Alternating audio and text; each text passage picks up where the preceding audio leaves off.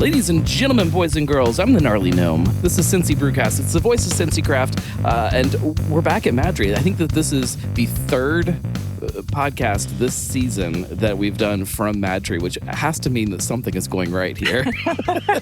We talked about some Oktoberfest beer back in October. We talked about the upcoming new kitchen and the menu that is coming here. Was that January? Maybe no, it was December. I don't know what month it was. It was not that long ago, and we're back finally to sit down and talk about some of kind of the bigger picture stuff that's happening here at MadTree, the sustainability efforts. Obviously, hopefully everybody read about BCorp Certification that happened here. On top of some, we'll get to all of that, but I want to talk about the big picture of what MadTree is, and I'm joined by Rhiannon Hoeweler. Did I pronounce it right? You're close. It's Hoeweler. Hoeweler. It's okay. It's a hard, long German name. And you are the VP of Experience and Impact. Is that right? That's correct. Right, yeah. I wrote it down. I cheated. My headphones are yours. Are you good? Yeah, Is it I am okay? really good. Okay. Yeah, thanks. And I want to talk. So you experience and impact.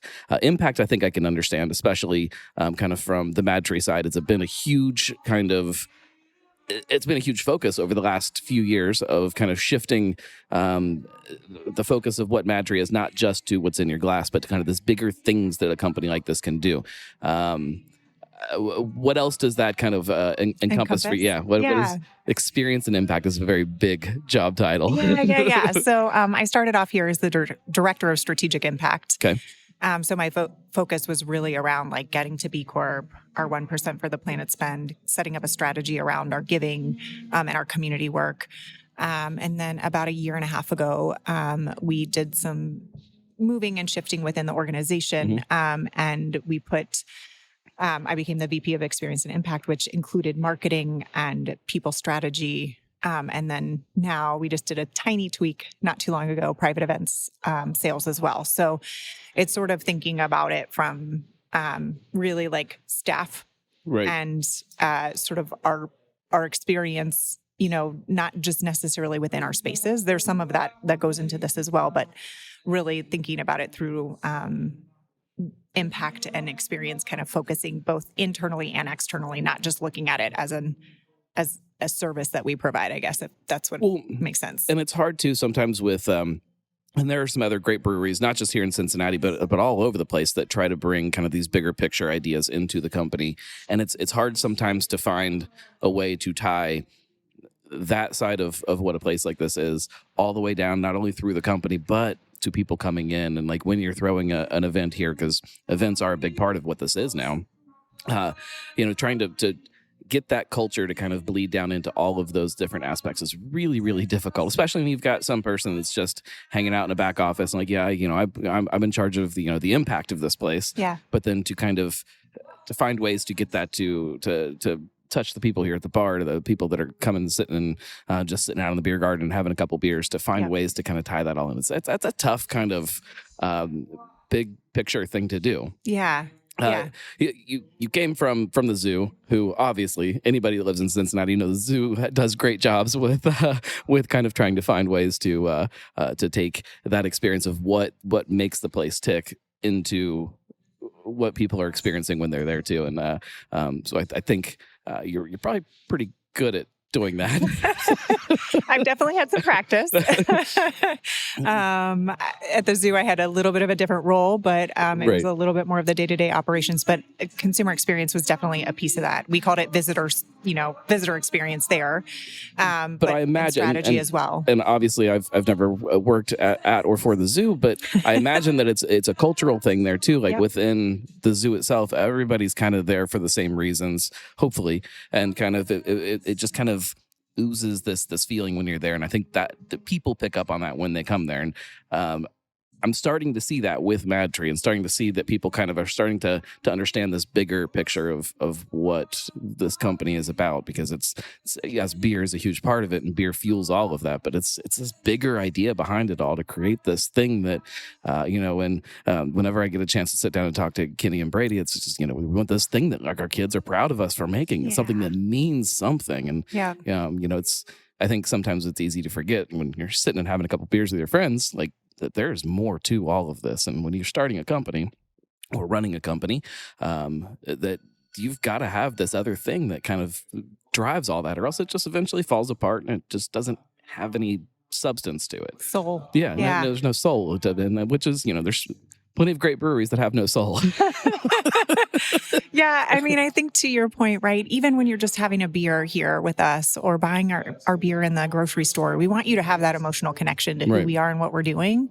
So it doesn't necessarily have to be like this big to do, right? But like, we want you to feel good when you're drinking our beer or drinking our sway, right? Like we want you to feel good about the purchase that you've just made and know that you're supporting a company that's doing right by its own community. And I think that's a really important piece. And I really appreciate you saying that you're starting to feel it. Yeah. Right. It needs to bleed into everything that we do. And I think we're getting better and better. And I think that's the beauty of like a company. It evolves over time and you learn and tweak and grow and evolve. And if you don't, you die. Yeah, especially now in the 2024 with how craft beer is shifting. Yeah. Let's go back in time a little bit. Let's talk about Alcove. I think that was kind of the big news story. Late 2022 when he got the LEED certification down there. Yep. LEED Gold. I don't know how that's right. Talk about kind of that. Where did this kind of this idea to kind of start really pushing into sustainability and to kind of the impact of the environment that you have on the environment as a company? Where did that start, and how did that path start going? Yeah, so I think it actually really started in 2013. I know that sounds weird, but the reality is, I don't think they knew. They didn't know. They didn't know, right? Like where they wanted to go. They just knew that they wanted something bigger than what craft beer just by itself can be, right? Sure. So, which was huge at that time too. Right. Don't let me downplay that either. But the reality is, right, before they even opened their doors, they were driving dollars to Toys for Tots. Right. And I think realistically what had happened is they were doing that like mile wide, inch deep approach. And what they wanted to do was... Well, things were a little hectic then, too. I mean, absolutely. Oh, this is not a knock on them. I'm actually very impressed with them. And in all reality, one of the things that I can come back to when I've had a really tough day is that I work for two men who really believe and walk the walk. Even in like the hardest times, they still do the right thing by our staff, by our community, and they stay focused on it. Sometimes where I'm like even blown away and surprised, right? And I'll just give you an example, right? So that it was like a mile wide and inch deep. And what they really wanted to do is bring somebody into the space that can build that strategy. So I was brought in 2020, which was the height of the pandemic. What? There was a what? Also a really scary time to bring on somebody, right? So... Especially somebody whose focus is going to be this bigger picture stuff when you don't know if there's a tomorrow. Yeah, totally. So that even speaks volumes, right? That they were willing to still invest in this position. They knew what it could bring. Right. The fact that they were even willing to do that, because I thought for sure, like, oh, we're going to be on hold till the world starts to like open up again, right? Which would probably be right now. Right. But they were still committed to the work. So the reality was, how do we build a strategy? So they'd already joined 1% for the Planet by the time I jumped on. Right. They already wanted to be B Corp, right? So those things were in place. They just wanted somebody to lead it. When did 1% for the Planet, when did that start here? Was that? I think it was 2020. Okay. Yep. So it was just before I'd arrived. But they knew that that was part of what they wanted to do. Right. That also plays into B Corp, to be honest with you. So it's a beautiful tie. Right. So I think realistically what they needed was a leader, right? So you manage what you measure, and that's really what they wanted. Bring somebody in, let them set the strategy, right. And let them build. And that's what we've done from the time I set foot into MadTree to today, and with plans for beyond, right? So, and it's been foundation building. You can't just say like, today I want to be B Corp. You have to build into it in your company. It's everything from like, what you're putting into your, it's the, I'm trying to think of the name. Oh, operator's agreement, right? Okay. So there's specific language in our operational agreement that is essentially that we will remain true to our community and the environment, right, no matter what happens to this brewery, right?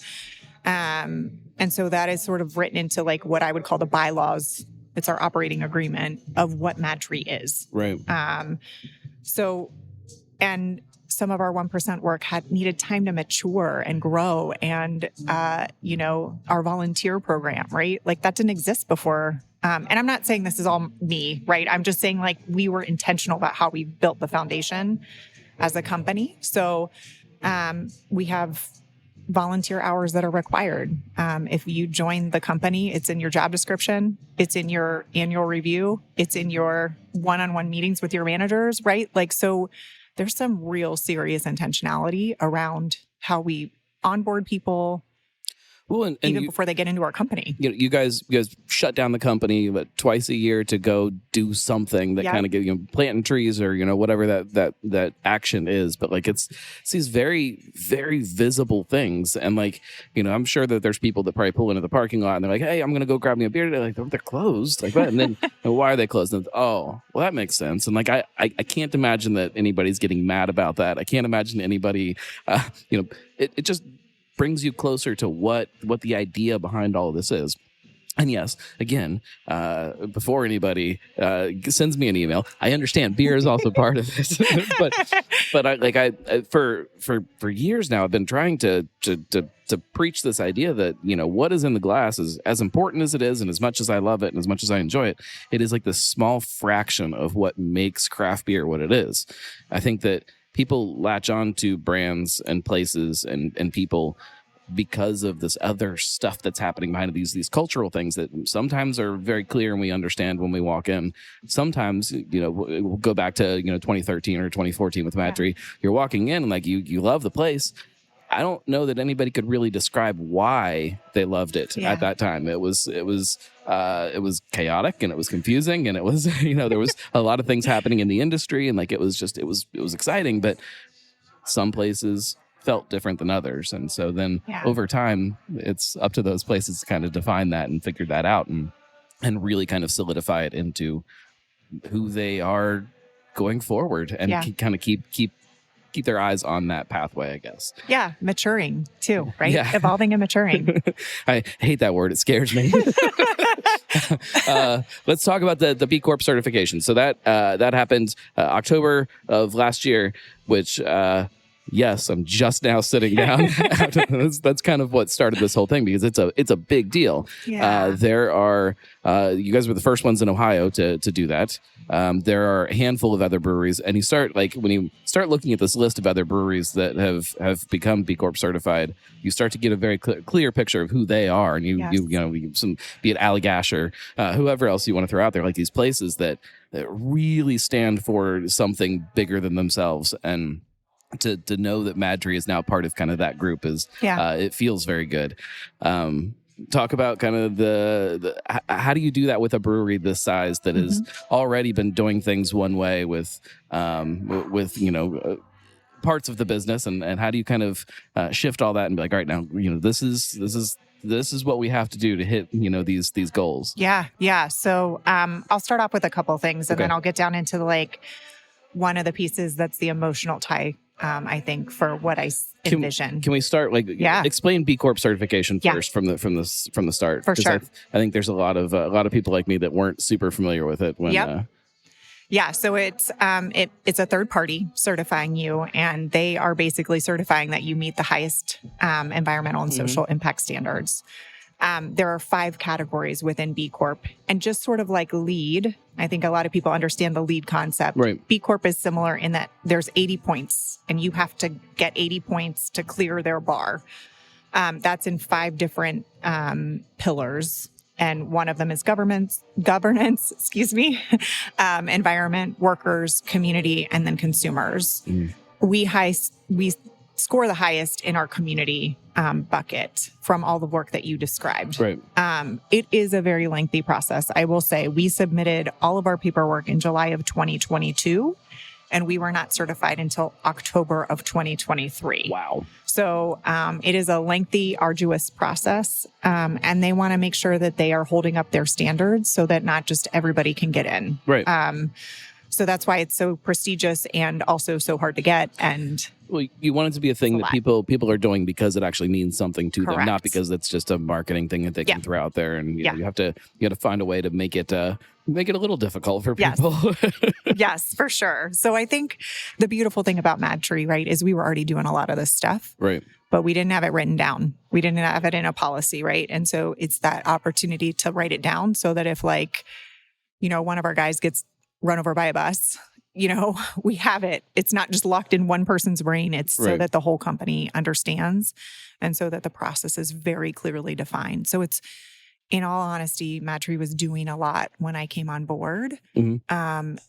It's just like refining it, getting a very clear process, getting a policy in place, right? It's just literally writing things down on paper a lot of times. Some of it needed, you know, more work than others, to be fair. Even that, though, you know, in this industry, like, you know, craft beer is fun. A lot of people get into this because they like making beer, like drinking beer. And it's like sometimes some of that organizational stuff within breweries, even that step right there, it's like, well, that's a lot of things that we got to do. Yeah. And I think that's actually it's funny that you say that because I think that's the other interesting thing, right? I came from a nonprofit that's 150 years old. So it's had 150 years to refine, define, process, right? And evolve process. Right.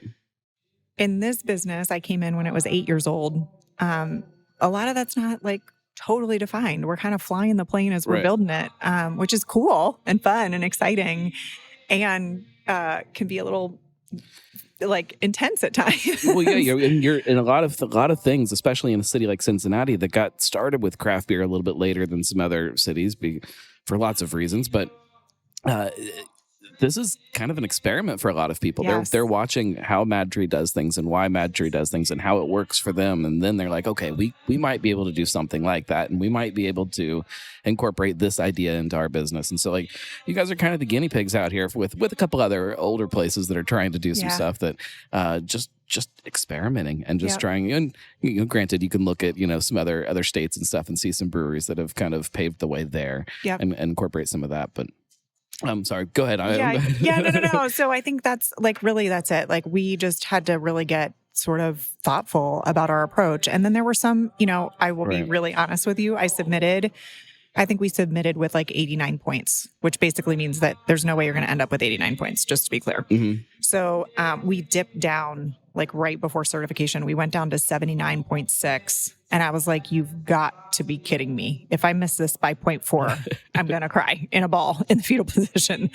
But we were able to like work through some of the questions, right? Because it's a lot of back and forth with them because they need to dig in further to certain things and get more clarity around things. And so it was a lot of like back and forth on certain components of the assessment. So I think, you know, it is rigorous. It's a process. It's not like, it's very much thinking about our long-term plan. It's not a short endeavor. It's not for people who don't want to run a marathon and want to run a sprint. That's for sure. Right. But I think like two things that I'll just say are really important. Sorry. Right. When I think about what we're doing, number one, the environment is critical to beer, right? Water quality is critical to beer. Yeah. We aren't getting good beer if we don't have good water quality and if we don't take care of our environment. So it makes sense for us just to do this, right? Like it makes sense for every brewery to do this because if we don't take care of our water systems, we are not going to be a successful brewery. That's just period. And then the second part of this is like, as we watch and we continue to build into our community, a strong community means better things for our business, right? Right.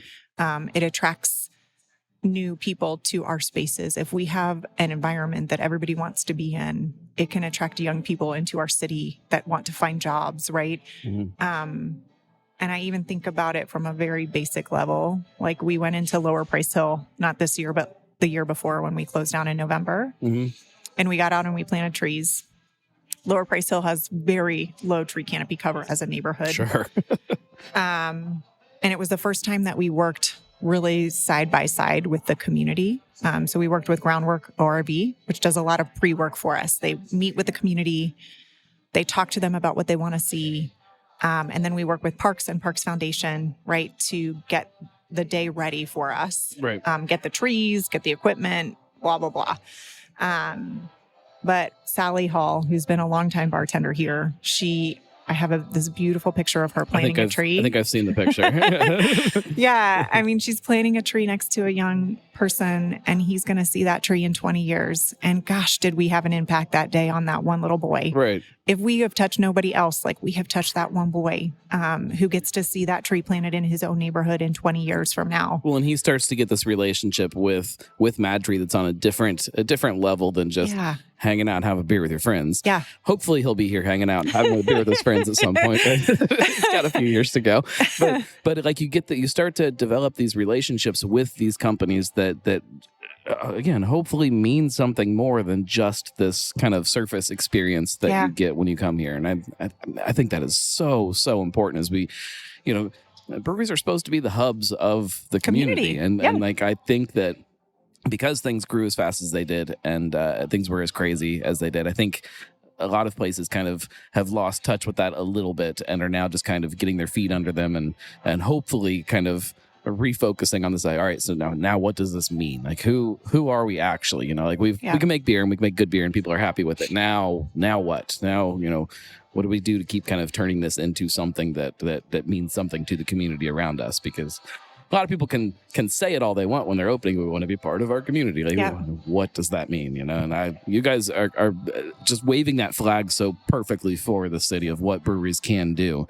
And it doesn't take a place the size of MadTree to do that. Like anybody can have some kind of impact, and it might be littler things than what MadTree is able to do, but hopefully people are starting to understand that and see it.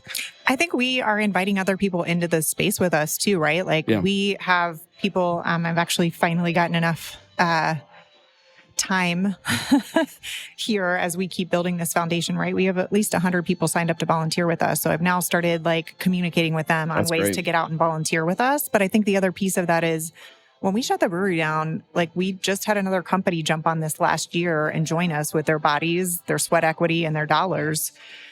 So we had the biggest tree planting we've ever had. We put 150 trees in Bond Hill. We worked with CRC. We painted benches. We painted a wall within CRC. We covered 4 square blocks with those 150 trees. We worked with Parks Foundation, right? Like, I think it's all like, we don't want to be the only ones doing this, right? We want to be with others doing this work. If we can get other people involved with us, the broader the impact can be. And I think sorry. No, you're fine. I think the other piece of that is we could have decided to, invest those dollars in buying carbon offsets outside of our community. That's the easiest way to do it, to be very frank with you. We intentionally set out to work with our own community and get those trees in our own home, in our own backyard, through Parks and Parks Foundation. So that was super intentional. So your discussion around community, it means the world to us, that you see it, that others see it, right? But we've intentionally invested back in our own home community. Well, I feel like you can have so much more impact if you focus on the places closest to you. Like it's not that, sending money to, some carbon offsets or I don't even understand what the heck that means, but not that is probably not a great thing to do. But like when you start pushing it in your own neighborhood and you start then affecting people, like, there's people that are, I like MadTree beer, the beer, I drink their beer.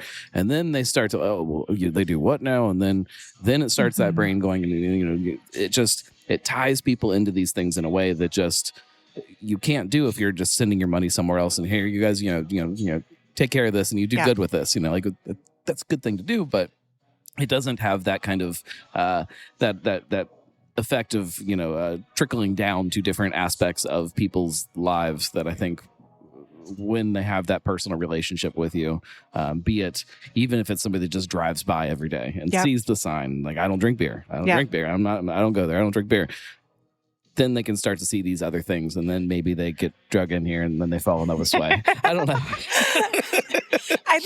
I think to your point though too, it's also good for our staff. They know where our dollars are going. They're actually helping us, with sweat equity and time and energy, right? So they get to actually see what we're doing. It's not like behind some closed veil. Like they know where the dollars are going. They know where we are intentionally putting our time, talent, and treasure. And I think when you think about how do we, in an industry that has been losing people for the last 4 years, Right. how do we retain and attract talent? This is one of the ways that we're doing that, right? We're Right. out kicking our coverage on who we can pull into this company because we do these things in the community and people see it. And pulling people in for the right reasons. It becomes a place that people can come into and be part of, and kind of and be part of something bigger. And like, Yeah. I think that makes it a place that people want to stay at, and people want to be there, and people want to work there, and people want to, just be around that culture. And I think that's probably underestimated by other places that kind of ignore that more than they should for their size or whatnot. I think the other piece of that too is like, you can't really fully recognize it until you've actually felt it. Right. And it's palpable. Let's talk about how, as the company kind of keeps growing, and as we've talked about Blue Ash, we know that's coming. I assume that at some point in the lifespan of the company, there's going to be more, and it will hopefully it keeps growing. How do you kind of keep that culture front and center as the company keeps growing and as things get bigger and a little more chaotic again? Yeah. How do you do that? Yeah. So that's a great question, and one that we're still probably wading through currently. But it's through that intentionality that we had around like just going for B Corp. So I'll tell you, like, B Corp is not one that lets you sit on your laurels. You have to increase your score. So every 3 years we have to like reapply. And you can't just be we can't be sitting at an 83.5 in 3 years. We have to have improved. So some of that will naturally have to occur for us to continue to be a B Corp certified company. Right. I think as we grow, the other cool thing that we're thinking through is, we're going into a park. Mm-hmm. Like, our company is going to be inside a park.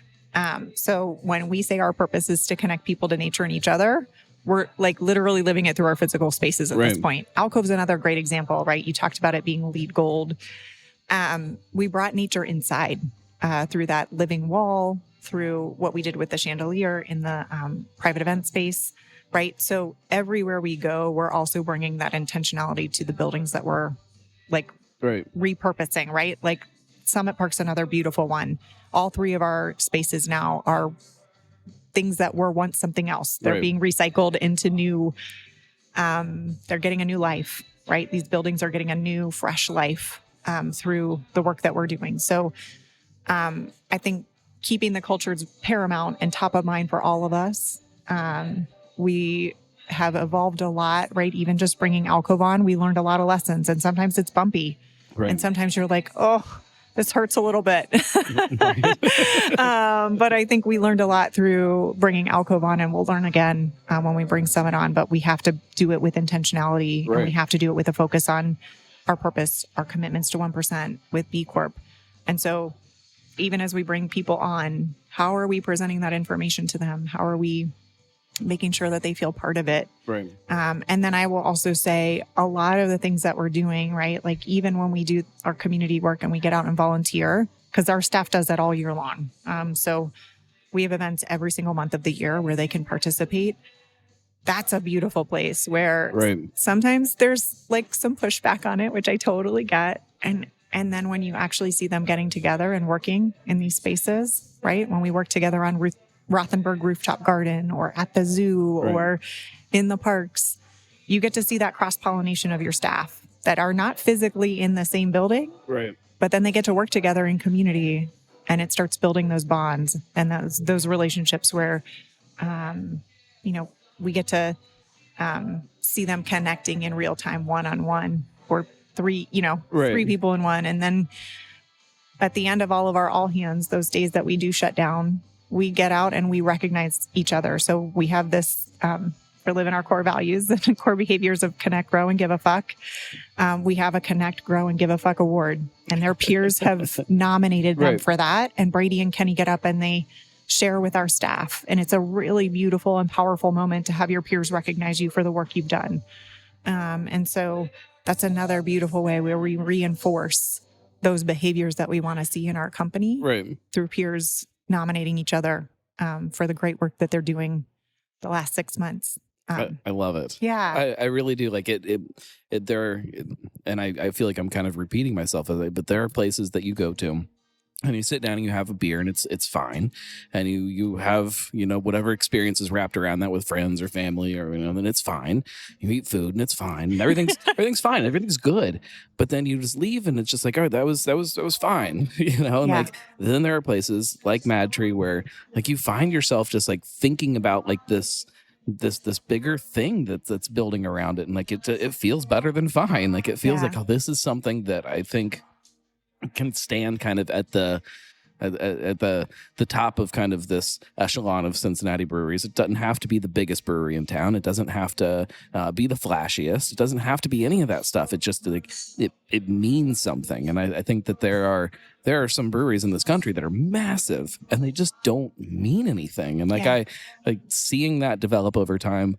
It just makes me fall in love with this place more and more and more every year that goes by. And like I think that's it's fun. It's fun to have that, and fun to be like, when people talk to you about, Cincinnati beer scene, or, I guess that's probably a conversation that I get into a lot because of what I do. But, what's exciting, what's happening, what are the things? And it's like, we've got places that, there's a Sam Adams brewery in town, and Sam Adams does amazing work. Actually, this will make me put it up this week.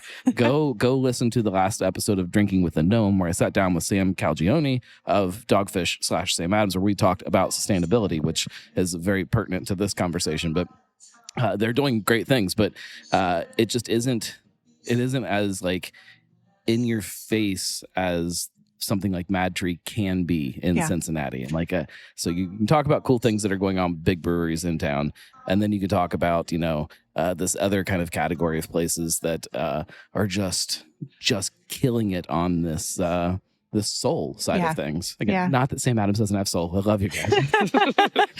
it's just different.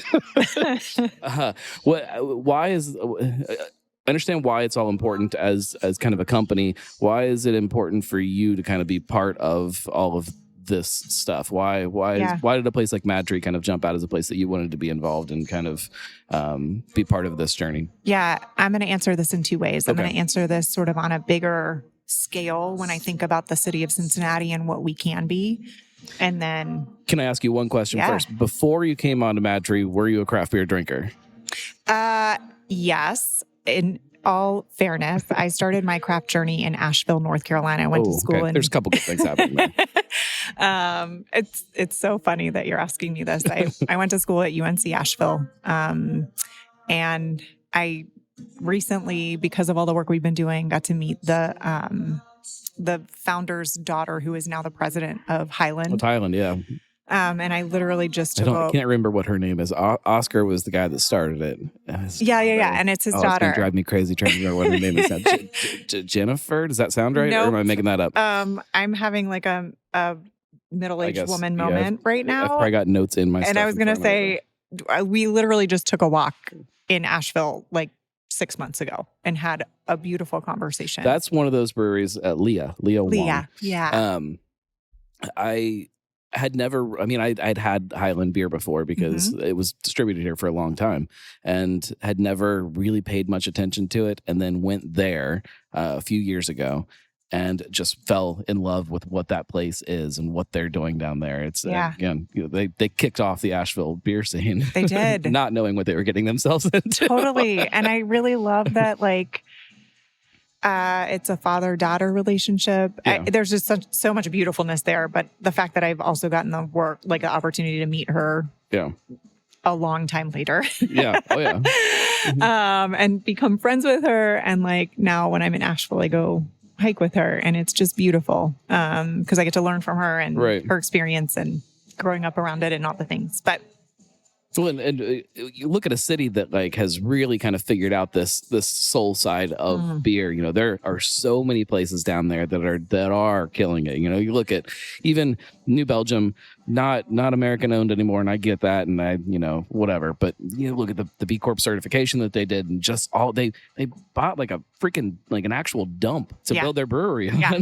Yes. Like it's like really really cool stuff. And obviously Sierra Nevada, and just there's some really great places down there. If Asheville's a real quirky town. It is. It's got a lot of soul. Yeah.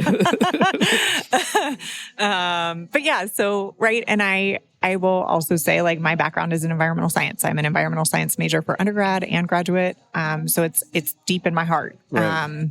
And so, yes, definitely my love of craft came about in college, in Asheville, North Carolina.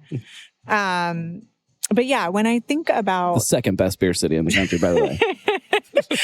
it's just because it's smaller. Yeah. So when I think about what the work that we are doing can be, right, I think about actually Cincinnati as a whole. We are a pretty insular city, but we're doing remarkable things when it comes to sustainability in this space. And for MadTree to be a part of that is super cool, first and foremost. But when I think about what it can do for the heart and soul of this community and the economic potential of what building green can do for Cincinnati, and if we can all work together collectively, we are pretty much unstoppable as a city. Everybody in this town knows one another, which is a beautiful and hard thing. Right. So if we can work together collectively, imagine what this city could be, right? And who we could attract, both from like a vacation kind of situation and also to like a talent. And then what that does to help us grow as a community. When I think about that, it is very, very powerful. There's something about Cincinnati too. Like we've got like almost like this chip on our shoulder of like we never get the credit that we feel like we're due. Be it from sports or for other things. And I think that kind of fuels some of the stuff. Like when something exciting is happening, we get louder about it. We get, we tend to shake things up a little more than I think other cities might, because we want to prove like what is happening here. And so I think that creates more impact around the things when they are happening. It's fun to watch. It's so exciting, right? Fun. And you think about if all those ecosystems are working together, right? Kroger with their zero hunger, zero waste. Yeah. You think about what P&G is doing. I just went there for a meeting the other day, and they're composting everywhere. And it was so beautiful to see in their corporate space, right? That's a massive company. They're thinking about these things. When I go and do the recycling hackathon with the city of Cincinnati and Centrifuge, right? Like there are major players at the table. Like Pepsi and Coke were in the same room trying to figure this out with us, right? So you think about the potential and gosh, this is exciting. And then you think about, I think the thing that was really intriguing to me is that like my previous position didn't exist really in breweries. Right. If it did, it was like a handful here and there, and we can lead. We can lead across this country in what we're doing in a really beautiful way. And we can lead the way in how we represent beyond or bigger than beer. Right. We can show people how to do this. And it takes everybody. It's not just us. You know, it takes our consumers buying into what we're doing and being emotionally attached to us and helping us, right? For example, in our private event spaces, we ask that people take action with us. So we put on a carbon offset onto the invoice. Right. And 72% of our consumers say yes to that. They want to build into Cincinnati with us, right? Like, what if P&G did that? What if Kroger did that? What if, right? Like, if everybody was doing that around here, like, imagine what that can be. So when I start dreaming and getting really excited, that's what excited me about this position and being here in this and the fact that they believe in it and they never veer from it is what keeps me excited. What are some of the biggest kind of hurdles that are in place right now, be it from sustainability or communication to consumers, or what are the biggest things that are kind of right now are making this difficult? Yep. Great question. We've built the foundation now. Now we got to shout it from the rooftops, and we need our consumers to help us. Right. It's a crowded space. You know that probably better than I do. And you've been watching it, right? So when 2013 was around in Cincinnati, this one was easy. Right. Right. It's crowded. And we want to be the beer of choice for folks, and we want to be the brewery of choice for folks, and we want to be the, right. So I think it's us shouting from the rooftops exactly what you're talking about. How do we incorporate it in literally every single touch point? And then how do we build that like loyalty around it? Right. So talk about some of the specific things that you guys do, especially kind of on the sustainability side, the things that people can walk in and actually notice and see like, oh, I get what this is. I understand how this brewery is trying to impact the environment around them. The day where you guys are all going and planting trees and stuff is great. But day to day, like stuff where somebody's walking into the tap room, they're ordering a beer and they sit down, like how do they notice some of this stuff? Yeah.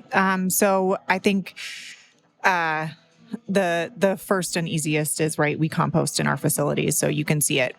Anything that we're buying that you can throw away is compostable. So that's done with intentionality. Yeah, Rumpke probably hates you guys. There's probably not much that they take from us, have to right? do. It is really cool to like actually that you say that. It's really awesome because we track all of our compost as well. So we work with Go Zero, and then we get like a report back on how much we're composting. So that's really cool to see. I would also say, like, if you were back in our production facility, which I know not everybody can like walk into and be a part of, but like they're doing all the right things. We're recycling. We got to be pretty darn close to a zero waste facility. Right. Like and we keep ticking away at different things, right? So I think it was last year we worked with Hamilton County Recycling and the Resource, and basically we submitted for a compactor. So we're compacting all of our malt bags and our super sacks. Right. So we're recycling those through Cincinnati Recycling and Reuse Hub. So how do we keep ticking away at the small things that we still have left back there to make sure that we're recycling it or composting it or reusing it, right? So we're pretty close, and there's like little things that we have to keep ticking off. Even some of that, though, is like these big industry things that if like some of these other companies kind of really understood what was going on, that they could probably help with too, and make things that are compostable or recyclable. And these pack techs and this idea that you can't just easily recycle a pack tech is crazy to me, that it still is that way. And that there are some products out there that are fine, but things that that work good. Yeah. Like if you had more companies that would just focus on this stuff, that could kind of cut back on some of the waste within the industry, because I think it's like it's a pretty universal thing that almost every brewery, if they could do more, or if they could figure out a way to do more, then they would. Like they get it. It's it's beer, and beer is already a thing that's tied into the environment so much that they kind of they understand. Yeah. But there's a lot of hurdles in place for especially smaller places that are starting up and in the middle of that chaos phase that it's hard to pick do. Your battles. Yeah, it's hard. And prioritize, right? Yeah, it's I can't worry about my pack techs right now. I'm just trying to keep the lights on. I think another one that's really interesting to what you're saying, right? Pushing our vendors, right? So one of the things in B Corp is, there's a million things you can choose to do, but one of the things that we chose to do is put out a vendor supply form. So it's giving us information on our vendors that we're choosing. Everything from like, what are they doing? What are their certifications? Right. What is their energy usage? Are they tracking it? What's their water usage? Are they tracking it? Right. So they at least know that we're starting to ask those questions. Whether they choose to do anything with it or not is a very different story, but at least they know that it's on our radar and we're thinking about it. And then it gives us a really broad landscape view of what's happening with each of our vendors. And then we can start setting goals, right? And then we can start like getting very picky about our vendors on who we want to work with. And we're already that way, but I think we're now getting the data to help us support making our decisions. Well, and as this industry does keep evolving or growing, like there's only going to be more options out there for other companies that exist that are doing more and are, providing whatever this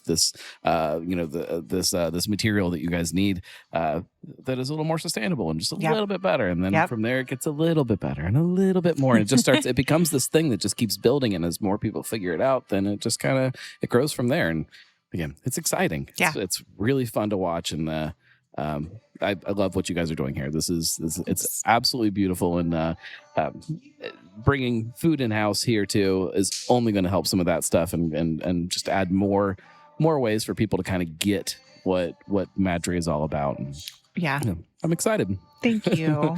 What's your favorite beer right now that's up on tap?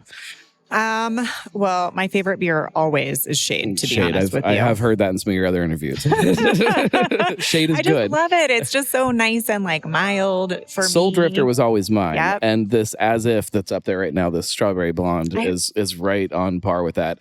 I actually don't know the difference between this and Soul Drifter. I need to ask when I finish this up because it's delicious. I actually appreciate you recommending that. Yeah, it's good. I haven't tried it yet. It was my pool beer for years was Soul Drifter. And then they stopped putting it in cans for me. Not that you're bitter. Not at all. There is always something on tap for everybody when you come in here. That this is one of the most fun tap boards in the city. There's all kinds of different styles. You never really know what's going to be up there because there are so many kind of smaller batch stuff that come up. Yep. Cocktails, wine. You guys know the drill. You know MadTree. It's sometimes when I go to a brewery and I'm doing a show, I feel like I need to tell you about the brewery and who they are. And this is one of those places you just don't have to do anymore. I think people get it. People have been here. People have something they already love about MadTree. So just come back out and support them. What can people do to kind of do more as far as supporting these causes that you guys believe strongly for? Yeah. So, like I mentioned, you can volunteer with us. I'm getting better about, I've built some capacity for myself.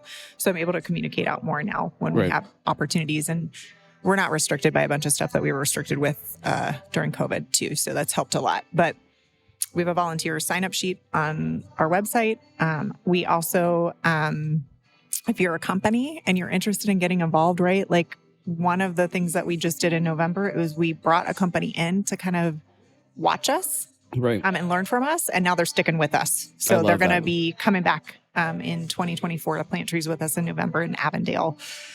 So we want to keep growing that network. And the more people we can include in that day of impact, the better off we're going to be. And then, obviously exactly what you just said, right? Come and support us, right? Be it come to events that sound interesting to you, or buy our beer in the store, or just get to know us as a brand too, right? We have an amazing staff. I think that's also another beautiful way to connect with us is we have this really great staff of people who really care. So connect with our bartenders, connect with our staff down at Alcove. They're amazing. Leave work early one day and come down here and just have lunch because I know a lot of people complain about the parking. It's really easy during the day. This is my favorite time of day to be here. There you go. And come for lunch and come for lunch, especially once the new kitchen's open too. Yeah. but there is food right now. There's food trucks. And I assume that is coming along really well. And before people know it, it'll be up and running. And this will be a whole other experience here. It's fun. For sure. Thank you very much for sitting down with me. I'll put links in the show notes, obviously, to MadTree's different social media and all of that. But I'll get a link for the volunteer sign up sheet too and put it in there. I will do it. If it's not in the show notes, send me a message on some kind of social media and I'll fix it because you guys know how I am with show notes.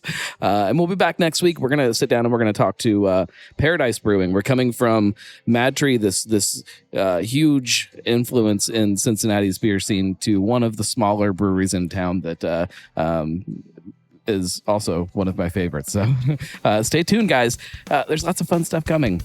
And we've got Bachfest coming up.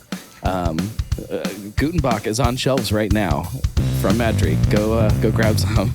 And we're going to drink all of the Bach beer soon. So stay tuned for that. If you like the show or any of the stuff that I do, go to thegnarlygnome.com/support and you can support that way because then my wife doesn't yell at me that I'm doing all of this stuff and not generating anything off of it. Cincy Brewcast, the voice of Cincy Craft.